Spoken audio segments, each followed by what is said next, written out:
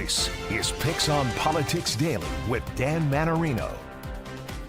Hello, everybody. Welcome to Pop Daily. It is May 28th, and I'm Dan Mannarino. Just a programming note, don't forget, big night, PIX 11 on Thursday night. We're going to be doing the first ever citywide debate that PIX 11 has been granted, and that's for the race for city comptroller between Mark Levine and Justin Brannan. So we're doing a pre-debate show at 6:30 p.m. on PIX 11. 7 to 8 p.m. is the main debate. Myself, Henry Rossoff, moderating that. We also have the public advocate debate coming up, and we're doing a mayoral forum as well, so stay tuned for details on that. But tomorrow night is the big night for the first citywide debate, city comptroller's race, Mark Levine, Justin Brannan.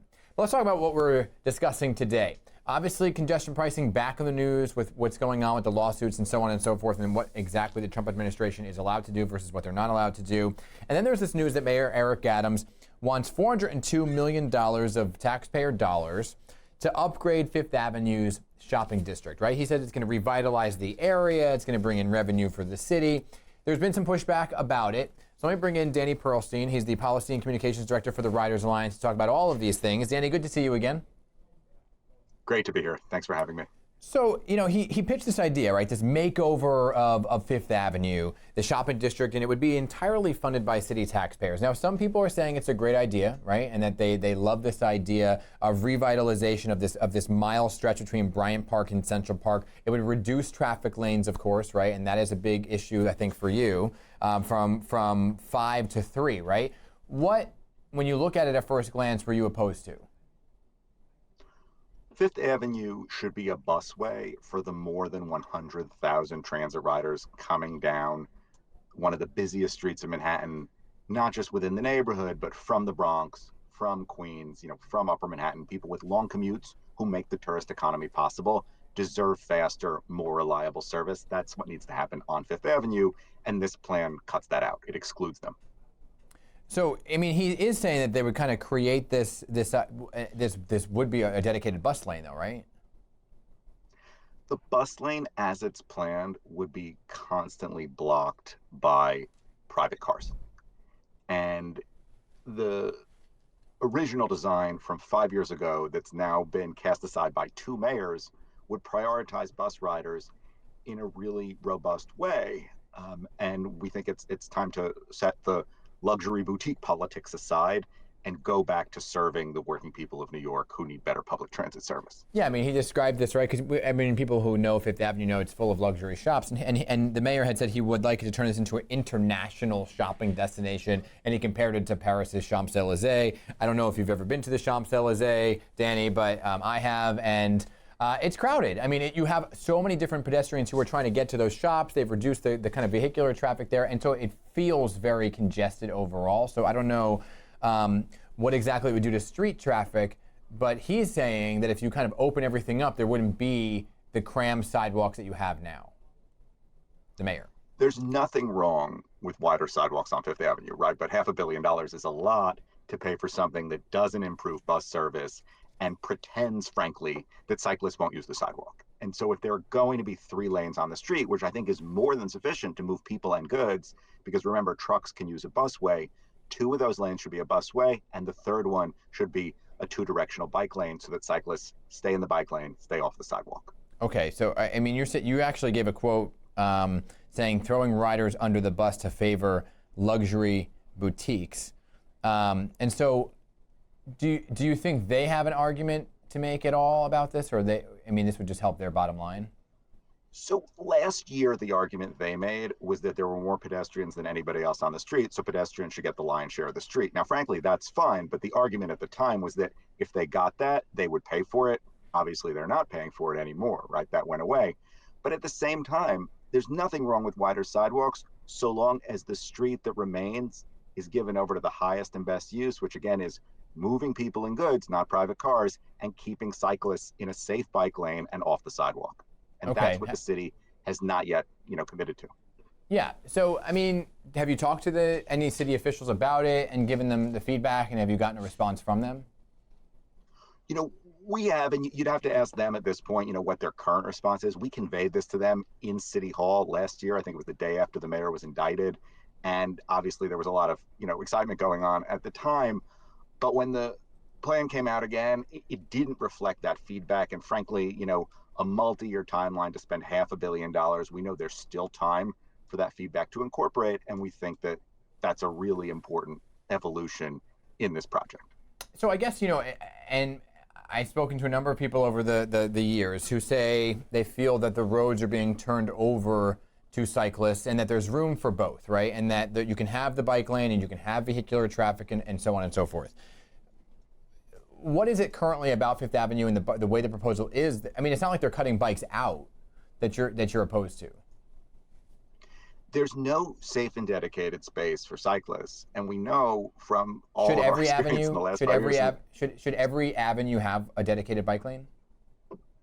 I think at this point in Midtown, probably, but I think especially if they're going to be wider sidewalks, right? That's an open invitation for cycling, unless there's a safe place for cyclists to go. So it's just naive to think that people won't ride on the sidewalk, and it's doubly naive to think that NYPD cruisers can prevent people from riding on the sidewalk. Yeah, gotcha. Because I mean, when you're saying also that cars would block the bus lanes, right? And that's what happens right now when you look at 42nd Street on the bus lane and 34th Street has a dedicated bus lane. The cars kind of meander on over and either double park or whatever it may be and kind of risk the idea of a red light camera or a traffic cop. Right, and cars don't block the 14th Street busway because it's not possible to block a full-fledged busway, and that's the difference between a busway and a bus lane.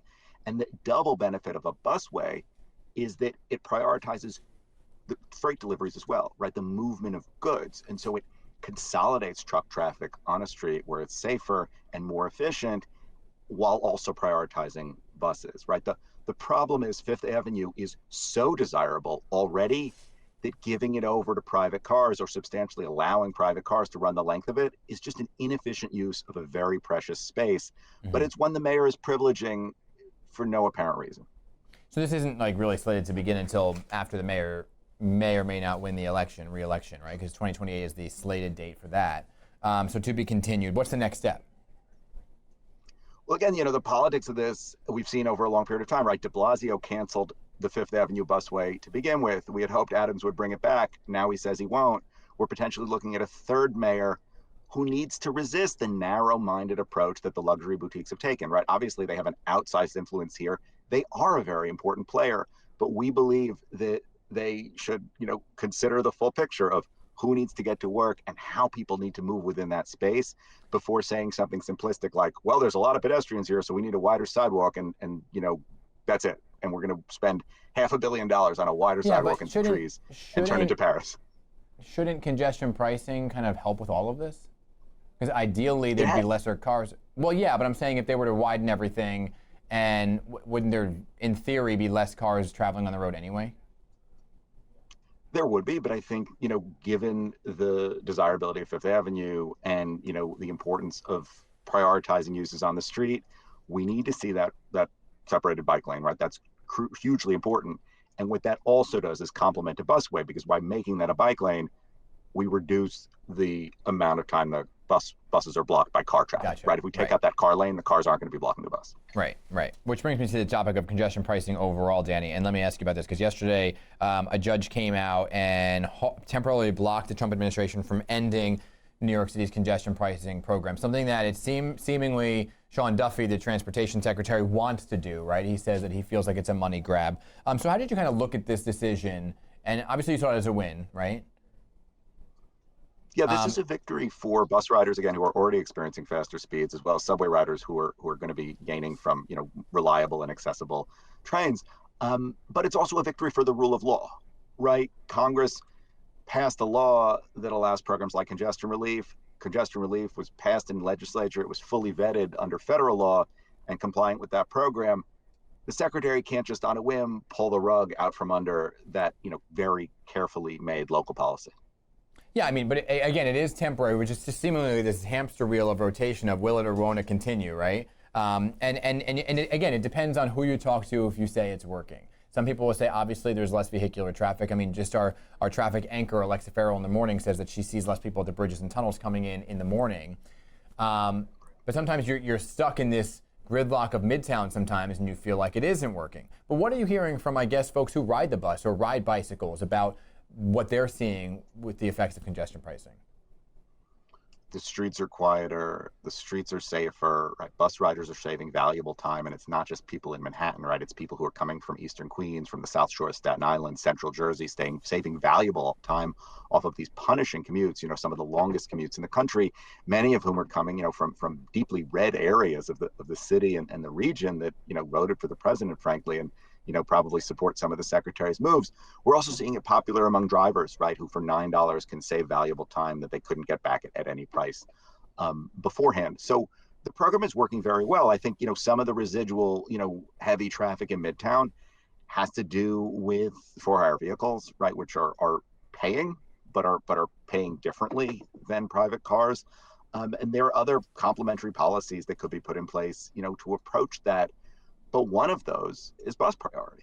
And that's why, we're very excited about the city pushing forward with bus priority on 34th Street. And we want to see that in a more robust way on Fifth Avenue as well. Yeah. I mean, are there too many for-hire vehicles? Again, I'm not an expert. There may be too many. Yeah. They may be moving too much of the time without people in them. There are different ways of looking at it. But the fact is, there was terrible congestion before the rise of Uber and Lyft. There's terrible congestion, right up until congestion pricing. We're seeing a meaningful difference, but there could be more reforms to come. Yeah. Okay. Danny Pearlstein, Policy and Communications Director for the Riders Alliance. Always great to talk to you. Thank you for being back here on PIX and Politics Daily. Good to see you. Thank you so much. Likewise. Great to see you. Okay. All right, everybody, and that's going to do it for the Wednesday edition. Don't forget, tomorrow night, like I said, just like I said at the top, big debate here on PIX 11. We're going to be the first ever citywide broadcast of a citywide debate right here on PIX 11 between Justin Brannan and Mark Levine for the city comptroller race. Henry Rossoff, myself, moderating from 7 to 8 p.m. Looking forward to that. Hope you join us, and we'll see you back here tomorrow.